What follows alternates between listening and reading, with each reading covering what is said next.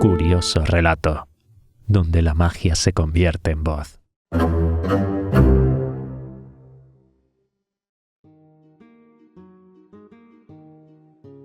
Capítulo 21. El ataque.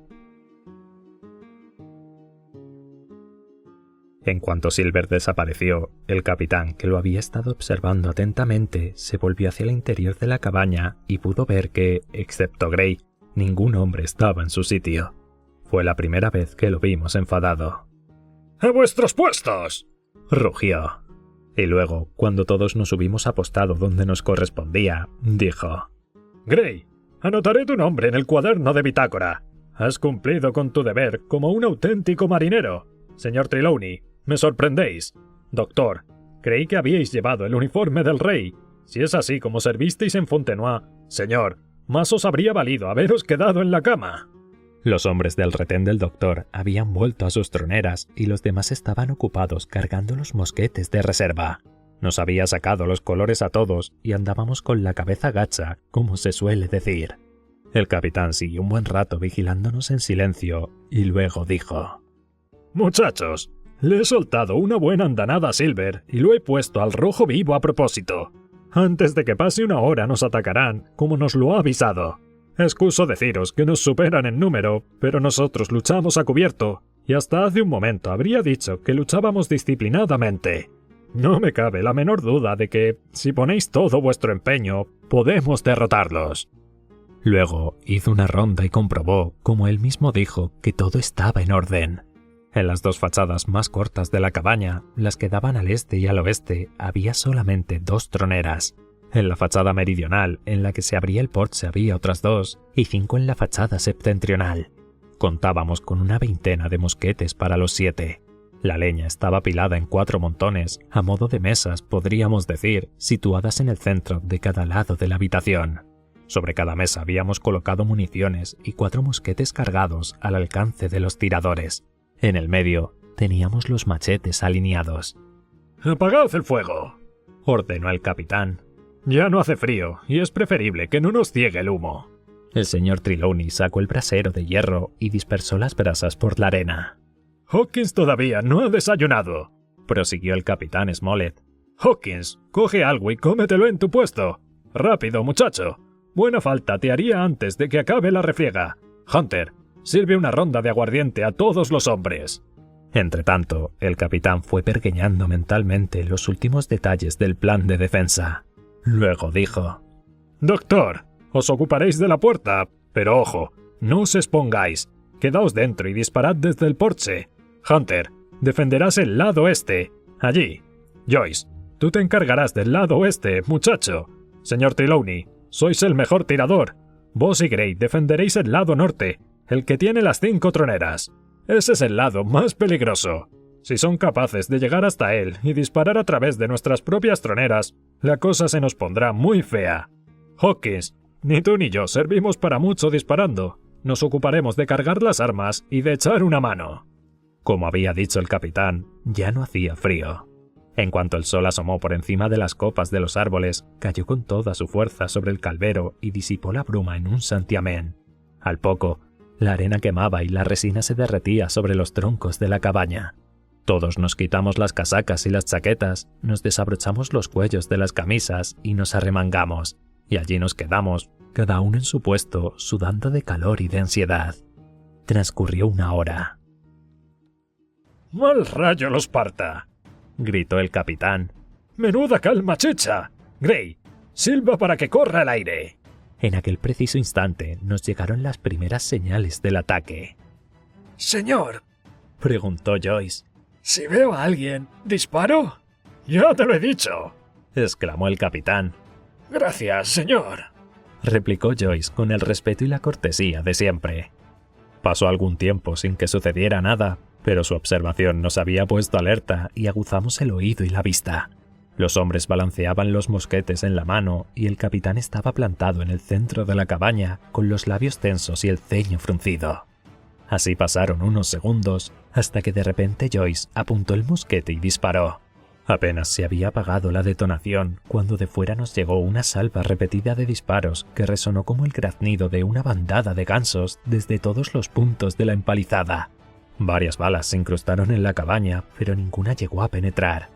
Una vez que el humo se hubo desvanecido, el fortín y los bosques circundantes se quedaron aparentemente tan tranquilos y vacíos como antes.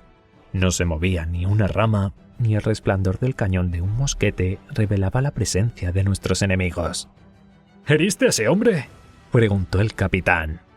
No, señor, creo que no, replicó Joyce. Bueno, siempre es mejor decir la verdad, murmuró el capitán Smollett. Carga su arma, Hawkins. ¿Cuántos hombres os parece que había por vuestro lado, doctor? Os lo puedo decir exactamente, repuso el doctor Livesey. Por aquí dispararon 3 tiros. Vi los 3 fogonazos, 2 muy cercanos y otro algo más lejos, por el oeste. 3, repitió el capitán. ¿Y cuántos por el vuestro, señor Trelawney? La respuesta no fue tan concreta. Por el norte habían atacado muchos, 7 según los cálculos del caballero, 8 o 9 según Gray. Por el este y por el oeste solo habían disparado un tiro. Por consiguiente, estaba claro que el ataque procedería del norte y que por los otros 3 lados solo se dedicarían a maniobras de distracción. Sin embargo, el capitán Smollett no cambió de táctica. Si los amotinados lograban atravesar la empalizada, argumentó, se adueñarían de cualquier tronera desprotegida y nos matarían como a ratas dentro de nuestro propio territorio. El caso es que tampoco tuvimos mucho tiempo para darle vueltas al tema. De repente, con un gran alarido, una nubecilla de piratas salió del bosque por el norte y se dirigió a todo correr directamente hacia la empalizada. En el mismo momento, volvieron a abrir fuego desde el bosque y una bala entró silbando por la puerta e hizo añicos el mosquete del doctor. Los atacantes treparon por la empalizada como monos. El caballero y Gray no paraban de disparar. Cayeron 3 hombres, uno de bruces ya dentro del fortín, 2 de espaldas hacia afuera.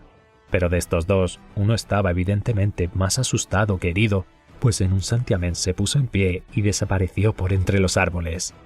2 habían mordido el polvo, uno había salido huyendo, 4 habían logrado penetrar en nuestras defensas, y protegidos por la espesura, 7 u 8 hombres, cada uno de ellos evidentemente con varios mosquetes, mantenían un fuego incesante, aunque inútil, sobre la cabaña. Los 4 que habían penetrado se dirigieron abiertamente hacia la casa, gritando mientras corrían, y los hombres apostados en el bosque se hacían eco de sus gritos para darles ánimos. Se oyeron varios disparos, pero los que apuntaban estaban tan apurados que ningún tiro tuvo el menor efecto. En un momento, los 4 piratas habían subido cuesta arriba y se nos echaban encima. Job Anderson, el contramaestre, asomó la cabeza por la tronera y rugió con voz de trueno. ¡A por ellos! ¡Compañeros, a por ellos! En aquel momento, otro pirata agarró el mosquete de Hunter por el cañón, tiró de él y luego se lo clavó con todas sus fuerzas, derribando al pobre hombre que cayó sin sentido al suelo. Entretanto, un tercero, que había logrado dar la vuelta a la cabaña sin que nadie lo hiriera, apareció de repente por la puerta y se abalanzó sobre el doctor blandiendo su machete. No había duda de que para nosotros habían cambiado las tornas. Un momento antes estábamos disparando a cubierto sobre un enemigo descubierto. Ahora éramos nosotros los que estábamos a descubierto y no podíamos contraatacar. La cabaña estaba llena de humo, cosa que hasta cierto punto nos favorecía. En mi cabeza retumbaban los gritos y el ajetreo, los fogonazos y las detonaciones, y oí un terrible gemido. ¡Salid, muchachos, y luchad con ellos afuera! ¡Coged los machetes!, ordenó el capitán. Agarré un machete del montón y alguien que cogió otro al mismo tiempo me rebañó los nudillos, aunque apenas sentí el corte. Salí disparado a la luz del sol. Alguien corría detrás de mí, pero no sabía quién era. Delante de mí, el doctor perseguía a su atacante cuesta abajo y justo en el momento que le vi, logró alcanzarlo y lo derribó. El hombre cayó de espaldas con un gran tajo en la cara. ¡Dad la vuelta a la casa, muchachos! ¡Dad la vuelta!, gritó el capitán. E incluso en medio de aquella baraúnda pude percibir que el tono de su voz había cambiado. Obedecí mecánicamente, giré hacia el este y blandiendo el machete eché a correr y di vuelta a la cabaña. Al instante me topé de frente con Anderson, que dando un gran rugido levantó su alfanje que destelló al sol. No me dio tiempo a espantarme.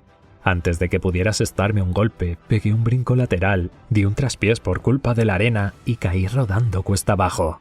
Un momento antes, cuando salía por la puerta, había visto que los demás amotinados se disponían a saltar la empalizada para acabar con nosotros.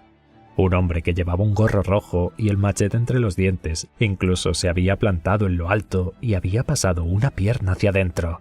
Pero todo había sucedido con tal rapidez que cuando pude ponerme en pie, todo estaba exactamente igual. El del gorro rojo seguía a horcajadas sobre la empalizada y otro hombre asomaba la cabeza por encima de la misma. Pero en aquellos segundos se había acabado la batalla y nosotros habíamos conseguido la victoria. Gray, que corría pegado a mis talones, había asestado un gran tajo al contramaestre antes de que éste pudiera recuperarse de su golpe fallido contra mí. A otro pirata le habían alcanzado cuando estaba junto a una tronera disparando hacia el interior de la cabaña y ahora estaba tendido en el suelo agonizando, empuñando la pistola todavía humeante. Acababa de ver cómo el doctor derribaba a otro de un machetazo. O sea que, de los 4 que habían saltado la empalizada, solo quedaba uno, y este había soltado el machete y se disponía a volver a saltar la empalizada muerto de miedo. ¡Fuego! ¡Disparad desde dentro!, gritó el doctor. «Y vosotros, muchachos, poneos a cubierto». Pero nadie obedeció sus órdenes, ni se disparó ningún tiro, y el último asaltante logró huir y desapareció con los demás en la espesura. En 3 segundos, lo único que quedaba de la expedición ofensiva eran los 5 caídos, 4 en el interior del fortín y 1 fuera. El doctor y Gray corrieron a toda velocidad a refugiarse en la cabaña. Seguramente los supervivientes llegarían enseguida donde habían dejado los mosquetes y en cualquier momento podían volver a abrir fuego.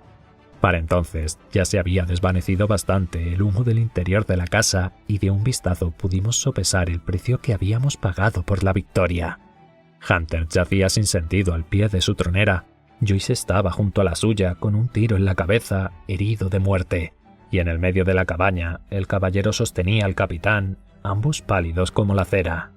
«El capitán está herido», dijo el señor Trelawney. ¿Han salido corriendo?, preguntó el señor Smollett. «Como vamos, no os quepa la menor duda», replicó el doctor. «pero 5 de ellos ya no volverán a correr jamás». «¡5!», exclamó el capitán. «Eso es una buena noticia. 5 contra 3 nos deja en 4 contra 9. Una proporción mucho más favorable que la que teníamos al principio.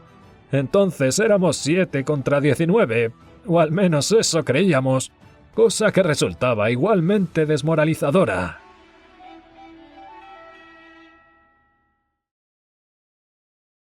Si esta historia te ha gustado, te invito a darle like, suscribirte al canal y compartirla con otros amantes de los relatos clásicos. Curioso relato, donde la magia se convierte en voz.